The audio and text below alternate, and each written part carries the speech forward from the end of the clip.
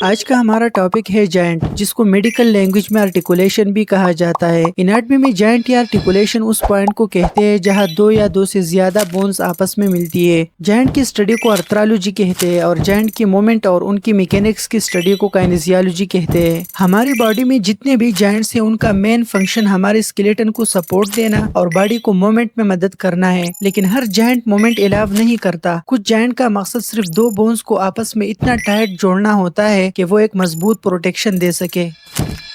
Physics और anatomy का एक बहुत ही सिंपल और यूनिवर्सल रूल है जिसे कहते हैं the law of joint mechanics, यानी किसी भी जॉइंट का स्ट्रक्चर ही डिसाइड करती है कि वो क्या काम करेगा। इस लॉ का सबसे बेसिक कॉन्सेप्ट है मोबिलिटी और स्टेबिलिटी का इनवर्स रिलेशनशिप, यानी high mobility is equal to low stability. जिस जॉइंट में जितना ज्यादा मूवमेंट होगी उसकी स्टेबिलिटी उतनी ही कम होगी। बेस्ट एग्जांपल है हमारा शोल्डर जॉइंट। इसकी मोबिलिटी हाई है, ये हर डायरेक्शन में घूम सकता है, इसलिए इसकी स्टेबिलिटी लो है, यानी इसकी डिसलोकेट या टूटने की चांसेस सबसे ज्यादा होती है। And high stability is equal to low mobility. जो जॉइंट जितना ज्यादा स्टेबल होगा वहाँ मूवमेंट उतनी ही कम या जीरो होगी। बेस्ट एग्जांपल है हमारी स्कल सूचर्स। इनका काम ब्रेन को प्रोटेक्ट करना यानी स्टेबिलिटी देना है, इसलिए ये मैक्सिमम स्टेबल है और इनमें जीरो मूवमेंट होती है।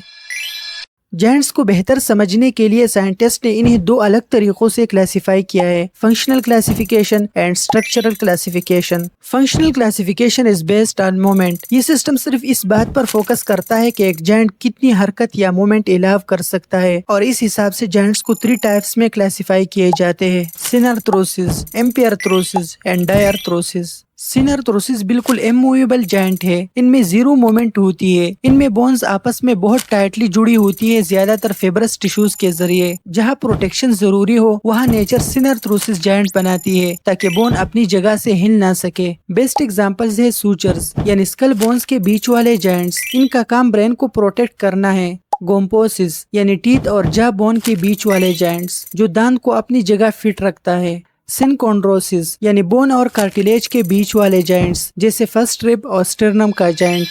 एम्पिअर्थ्रोसिस स्लाइटली मूवेबल जॉइंट है, ये बहुत थोड़ी सी लचक या लिमिटेड मूवमेंट देती है। ये जॉइंट स्टेबिलिटी और मोबिलिटी के बिल्कुल बीच में आती है। इनका मेन काम बॉडी का वेट उठाना और शॉक को एब्जॉर्ब करना होता है, यानी जहां हमें मजबूती भी चाहिए हो और थोड़ी सी फ्लेक्सिबिलिटी भी जरूरी हो वहाँ एम्पिअर्थ्रोसिस जॉइंट मौजूद होते हैं। इनमें बोन्स आपस में हमेशा कार्टिलेज या स्ट्रॉन्ग लिगामेंट्स के जरिए जुड़ी होती है। बेस्ट एग्जाम्पल्स है इंटरवर्टिब्रल डिस्क, यानी वर्टिब्रे के बीच वाले जॉइंट्स। इन्हीं की वजह से हम थोड़ा बहुत आगे या पीछे झुक पाते हैं।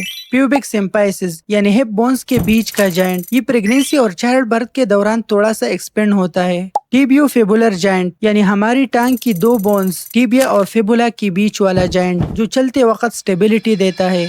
अब आते हैं डायअर्थ्रोसिस पर। इसका सिंपल मतलब है फ्रीली मूवेबल जॉइंट, यानी जो हर डायरेक्शन में स्मूथली मूव कर सकती है। हमारी बॉडी का ज्यादातर जॉइंट्स इसी कैटेगरी में आती है, यानी जहां बॉडी को फ्री मूवमेंट, भागने, दौड़ने या कोई चीज पकड़ने की आजादी चाहिए हो वहाँ डायअर्थ्रोसिस जॉइंट्स होती है। इन जॉइंट्स में दो बोन्स के बीच एक प्रॉपर कैविटी होती है जिसमें साइनोवियल फ्लूइड भरा होता है। ये फ्लूइड लुब्रिकेशन का काम करता है ताकि बोन्स की आपस में फ्रिक्शन ज्यादा ना हो। इसके बहुत सारे एग्जाम्पल्स है, जैसे shoulder joint, hip, knee, elbow, rest and ankle joints. Structural classification of joints. ये क्लासिफिकेशन इस बेस पर की जाती है कि दो बोन्स को आपस में जोड़ने के लिए कौन सा कनेक्टिव टिश्यूज इस्तेमाल हुआ है और इनके दरमियान कैविटी मौजूद है या नहीं। इस बेस पर जॉइंट्स को 3 मेजर ग्रुप्स में क्लासिफाई किए जाते हैं, fibrous joint, cartilaginous joint and synovial joint. सबसे पहले फेबरस जॉइंट से शुरू करते हैं। इनमें कोई जॉइंट कैविटी नहीं होती। बोन्स आपस में डेंस फेबरस कनेक्टिव टिश्यूज यानी कोलेजिन फाइबर्स के जरिए बहुत मजबूती से जुड़ी होती है, इसलिए ये जॉइंट बिल्कुल भी मूव नहीं करती, यानी मोमेंट के हिसाब से ये सिनअर्थ्रोसिस है। फेबरस जॉइंट 3 किस्म के होते हैं, सूचर्स, सेंडिस्मोसिस एंड गोम्पोसिस।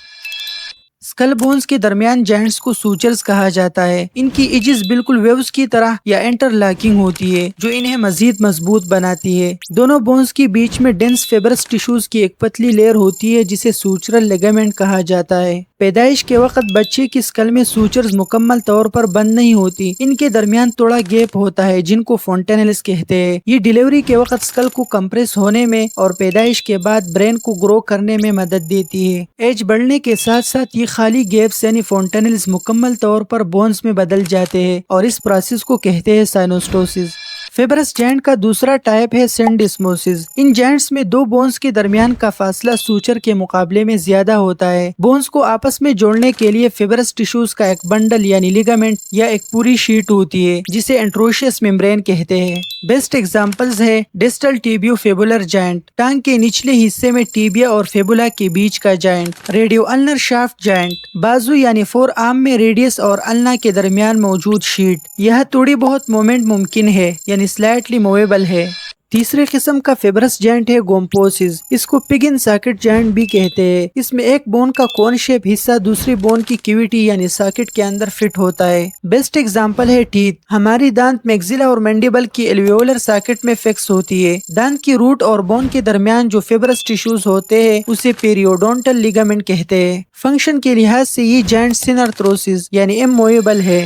स्ट्रक्चर की बेस पर जॉइंट का दूसरा मेजर ग्रुप है कार्टिलेजिनियस जॉइंट। इस किस्म के जॉइंट में दो बोन्स को आपस में जोड़ने के लिए सॉलिड कार्टिलेज का इस्तेमाल होता है जो या तो हेलिन कार्टिलेज या फिब्रो कार्टिलेज भी हो सकते हैं। ये जॉइंट दो किस्म के होते हैं, सिनकोंड्रोसिस एंड सिम्पाइसिस। सबसे पहले एक्सप्लेन करेंगे synchondrosis, also called primary cartilaginous joint. इस जॉइंट में बाइंडिंग मटेरियल सिर्फ और सिर्फ हेलिन कार्टिलेज होता है। ये टेम्पोररी भी हो सकते हैं और परमानेंट भी। टेम्पोररी ज्यादातर बच्चों में होती है और टाइम के साथ साथ खत्म हो जाती है। बेस्ट एग्जांपल है लॉन्ग बोन जैसे फीमर और हेमरस की बिपाइसिस और डायपाइसिस के दरमियान एक हेलिन कार्टिलेज की प्लेट होती है जो बच्ची की हाइट को बढ़ाने में मदद देती है और जब ग्रोथ रुक जाती है तो ये कार्टिलेज बोन में कन्वर्ट हो जाता है। फंक्शन के लिहाज से ये जॉइंट इमूवेबल है।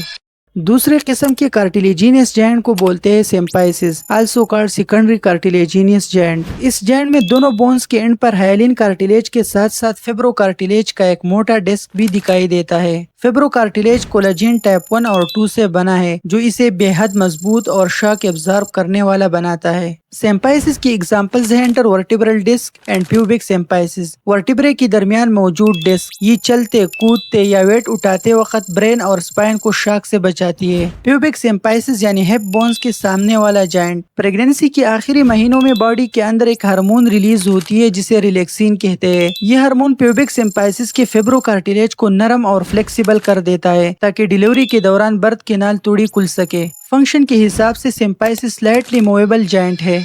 जॉइंट्स की स्ट्रक्चरल क्लासिफिकेशन का तीसरा सबसे बड़ा ग्रुप है साइनोवियल जॉइंट। ये हमारी बॉडी का सबसे कॉमन और सबसे ज्यादा हरकत करने वाले जॉइंट्स है। इसका सबसे बड़ा खासियत ये है कि इसमें दोनों बोन्स के बीच एक खाली जगह होती है जिसे कहते हैं जॉइंट कैविटी और इस कैविटी के अंदर साइनोवियल फ्लूइड भरा होता है। स्ट्रक्चर ऑफ साइनोवियल जॉइंट ये तीन मेन चीजों से बना होता है जो इसको बहुत स्पेशल बनाता है। Number 1 articular cartilage. दोनों बोन्स के एंड पर एक स्मूथ लेयर होती है जिसे कार्टिलेज कहते हैं। ये बोन्स को आपस में फ्रिक्शन से बचाती है। It is like a shock absorber. Number 2 synovial cavity and fluid. इन दोनों बोन्स के बीच में एक छोटी सी जगह होती है जिसे कहते हैं कैविटी और इस कैविटी के अंदर साइनोवियल फ्लूइड भरा होता है। ये फ्लूइड बिल्कुल एक इंजन ऑयल की तरह काम करता है जो जॉइंट को ड्राई नहीं होने देता और मोमेंट को स्मूथ बनाता है। Number 3 articular capsule. इस पूरी सेटअप को पैक करने के लिए एक मजबूत कवरिंग होती है जिसको आर्टिकुलर कैप्सूल बोला जाता है। ये जॉइंट को स्टेबलाइज करती है।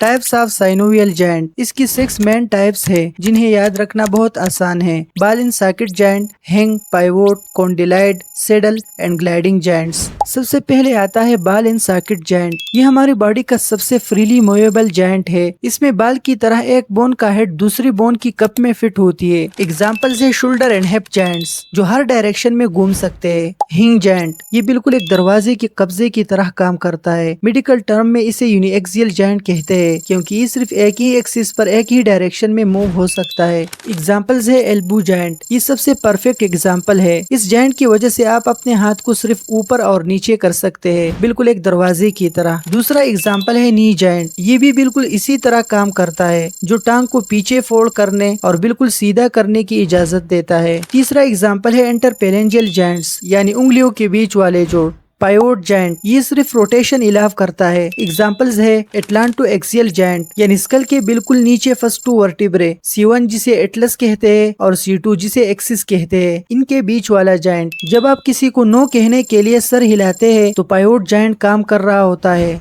कॉन्डिलाइट जायंट में एक बोन का ओवल शेप यानी कॉन्डाइल एंड दूसरी बोन की इलिप्टिकल कैविटी के अंदर फिट होता है। ये सिर्फ 2 डायरेक्शन में मोमेंट इलाव करता है, पर ये रोटेशनल मोमेंट नहीं कर सकता। एग्जांपल्स है रेडियो कार्पल जायंट यानी रेडियस और कार्पल के बीच वाला जायंट, एंड मिटेकोपेलेंजियल जायंट यानी मीटा कार्पल और पेलेंजिस के बीच वाले जायंट्स। सेडल जायंट हमारी बॉडी का बहुत ही यूनिक और एडवांस जायंट है। इसका नाम सेडल इसलिए है क्योंकि इसकी शेप बिल्कुल सेडल जैसी होती है। इस जायंट में दोनों बोन्स का स्ट्रक्चर ऐसा होता है कि एक बोन का सरफेस कनकेव यानी अंदर की तरफ बैठा हुआ और दूसरी बोन का कन्वेक्स यानी बाहर की तरफ उभरा हुआ होता है, और दोनों एक दूसरे के ऊपर परफेक्टली फिट हो जाती है, बिल्कुल वैसा ही जिसे एक राइडर घोड़े की सेडल पर बैठता है। एग्जाम्पल है carpometacarpal joint of thumb. Condyloid joint की तरह ये भी बायएक्सियल है, यानी सिर्फ एक डायरेक्शन में मूव कर सकता है। ग्लाइडिंग जायंट में जो 2 बोन्स आपस में मिलती है उनकी सरफेस बिल्कुल फ्लैट या थोड़ी सी कर्व होती है। इसमें बोन्स एक दूसरे के ऊपर सिर्फ स्लाइड या ग्लाइड करती है, यानी आगे पीछे या दाएं बाएं फिसलती है। इसमें कोई एंगुलर या रोटेशनल मोमेंट नहीं होती। एग्जाम्पल्स है intercarpal joint, intertarsal joint and acromioclavicular joint, जो क्लेविकल और स्केपुला के बीच में होता है।